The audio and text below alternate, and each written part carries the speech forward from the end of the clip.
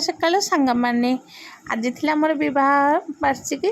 या भितर मो बह को पड़ जाता 15 वर्ष सकाल सकाल मो भगवान को दर्शन करने सहित धन्यवाद देवा आम बाहर जाइलु कहीं आशीर्वाद बिना एत दिन एकाठी काटा कौन संभव कि ना आग को काटी हम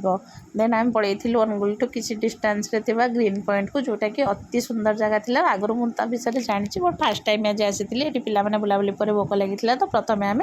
ऑर्डर करके जहाँ जहाँ पसंद खाଇବା खाई नहीं ऑल ओवर खाଇବା बहुत ही टेस्टी थिला खाଇବା सहित जगार सौंदर्य भी बहुत ही भल थिला अति पाखर नेचर को फिल करने जगहटा बहुत ही सुंदर काम एंड क्वाइट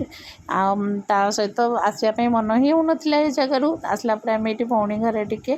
कुरकुरे पनीर बन देलु जोटा कि लकी आ मो भौणी मिसिकी बनाऊे तो बहुत ही टेस्टी था या भितर लकी केतबे पुणी रेडी सेलिब्रेशन कर